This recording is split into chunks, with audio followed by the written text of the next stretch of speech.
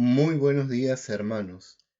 En este día 13 de marzo nos acercamos para compartir con ustedes la reflexión de la palabra. Queridos hermanos, en este segundo domingo de Cuaresma, los invito a ponerse en presencia de Dios en el nombre del Padre, del Hijo y del Espíritu Santo. Amén. Antes de continuar, los invito a pedir perdón por nuestros pecados. Yo confieso ante Dios Todopoderoso y ante ustedes, hermanos, que he pecado mucho de pensamiento, palabra, obra y omisión, por mi culpa, por mi gran culpa. Por eso ruego a Santa María, siempre Virgen, a los ángeles, a los santos y a ustedes, hermanos, que intercedan por mí ante Dios nuestro Señor. Amén. Tu palabra, Señor, es la verdad. Anuncio del Evangelio de nuestro Señor Jesucristo según San Lucas. Hoy leemos el capítulo 9, versículo 28 al 36. Días después, Jesús tomó consigo a Pedro, a Juan y a Santiago, y subió a la montaña para orar. Mientras oraba, cambió el aspecto de su rostro y su vestidura se volvió de un blanco resplandeciente. En esto aparecieron conversando con él dos hombres. Eran Moisés y Elías, que resplandecientes de gloria hablaban del éxodo que Jesús iba a cumplir en Jerusalén. Pedro y sus compañeros, aunque estaban cargados de sueño, se mantuvieron despiertos y vieron la gloria de Jesús y a los dos que estaban con él. Cuando éstos se retiraban, Pedro dijo a Jesús: Maestro, qué bien que estamos aquí. Hagamos 3 carpas, una para ti, otra para Moisés y otra para Elías. Pedro no sabía lo que decía. Mientras estaba hablando, vino una nube y los cubrió, y se asustaron al entrar en la nube. De la nube salió una voz que decía: Este es mi Hijo elegido, escúchenlo. Mientras sonaba la voz, Jesús se quedó solo. Ellos guardaron silencio y no contaron a nadie por entonces nada de lo que habían visto. Palabra del Señor. Gloria a ti, Señor Jesús. La palabra de Dios en este domingo nos invita a la reflexión profunda y serena. Pone en el centro de nuestra atención el tema de la oración. Jesús que se retira a orar con 3 de sus amigos, con 3 de sus apóstoles, Pedro, Santiago y Juan. Suben a la montaña para orar a solas. Este subir a la montaña está revelando de suyo una intencionalidad teológica que veremos más adelante. Y es estando allí en la oración profunda donde Jesús revela su verdadera condición de ser.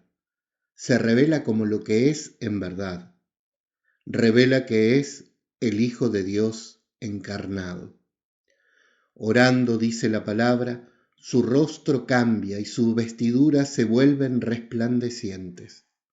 Es decir, se vuelve luz, porque Jesús es luz. Y en ese estado de oración aparecen 2 testigos del Antiguo Testamento. Por un lado, la palabra es la palabra de la ley en la figura de Moisés. Y por otro lado, también testigo de la palabra profética en la figura de Elías. Son los 2 testigos privilegiados del Antiguo Testamento que vienen a rendirle pleitesía al Hijo de Dios. Es estando en oración, es estando en este estado donde Jesús se revela, donde los apóstoles anuncian o dicen desde lo más profundo, desde lo más sincero, qué bien que estamos aquí. Hagamos 3 carpas. El pedido de Pedro, que refleja ese estado de unión con el Dios de la vida, con el Hijo de Dios. Y allí va a acontecer algo mucho más profundo aún. Todo Dios se hace presente y se manifiesta. El texto dice que una nube los cubrió y los llenó de temor, mientras que una voz decía: este es mi Hijo, escúchenlo. La presencia del Espíritu Santo queda manifiesta allí en la figura de esa nube misteriosa y la voz del Padre confirmando que Jesús es su Hijo amado. De este texto tenemos grandes cosas para pensar y reflexionar. Decíamos hace un instante que lo primero que llama la atención es subir a la montaña para orar a solas.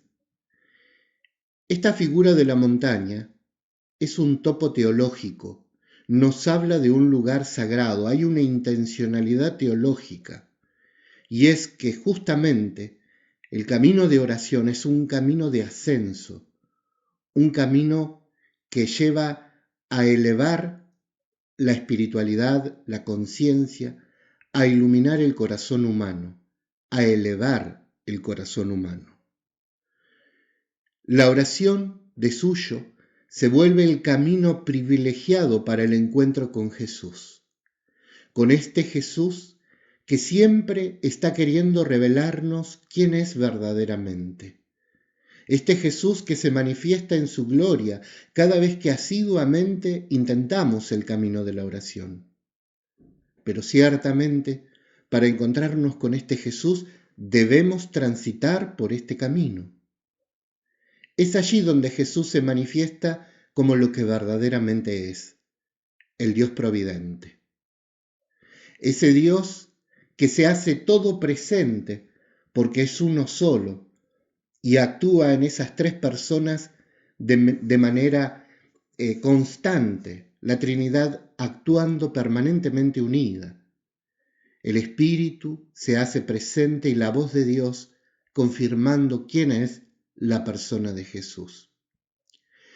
Llama la atención que en este estado de oración los apóstoles sienten el gozo, la alegría, la plenitud de estar bien en ese estado. Es la oración un camino privilegiado para el encuentro con Jesús, pero por otro lado es un camino de plenitud. El orante va alcanzando destellos de plenitud a medida que se adentra en este camino, porque el encuentro con Dios es un encuentro que de suyo va plenificando el corazón de aquellos que transitan ese camino de oración. Y nos abre a la corriente de bendición. Esto debemos tomar conciencia. Si los cristianos queremos vivir en la corriente de bendición, debemos encarar el camino de la oración. Es el camino que Dios nos señala para encontrarnos con Él. El camino que debemos afrontar y buscar de manera constante y asidua para tener intimidad con Él, con este Dios de la bendición. Este Dios de la bendición que se revela hoy en el texto del Génesis capítulo 15, con las promesas que hace Abraham. Esas mismas promesas son para nosotros. Su corriente de bendición también quiere llegarnos a nosotros. Pero para eso debemos buscarlo. Para eso debemos transitar este camino. Para eso debemos salir de nuestras zonas de confort para ir al encuentro del Dios de la vida que nos está esperando. Esta corriente de bendición hará que brote en el corazón del creyente la expresión del Salmo 26 que leímos o se lee en este domingo. El Salmo 26 dice: ya camino a la sombra de Dios, ya no temo, ya no camino en tinieblas. El Señor es mi luz y mi salvación. Vivir en la corriente de bendición es vivir en la confianza gozosa de que Dios camina a nuestro lado, que la bendición y la providencia de Dios no nos abandonará. Y aunque caminemos momentos difíciles y angustiosos, el Dios de la vida camina con nosotros a nuestro lado. Nosotros caminamos al lado del Dios de la vida. Y allí surge la expresión de bendición. ¿A qué temeré?, dice el Salmo. ¿Qué me hará temblar? Si Dios está conmigo, ¿quién contra mí? Es la expresión bíblica, Hosana. Ojalá todos podamos encontrarnos con ese Dios que quiere ser el Dios con nosotros, el Dios que quiere caminar a nuestro lado, el Dios que quiere acercarse para liberarnos de todo miedo, de toda angustia, de toda falta de plenitud. ¿Estamos preparados para poder recibirlo? ¿Queremos realmente recibirlo en nuestras vidas? Debemos preguntarnos. ¿Buscamos a Dios lo suficiente a través del camino de la oración? Cada uno deberá responderse con sinceridad a estos cuestionarios.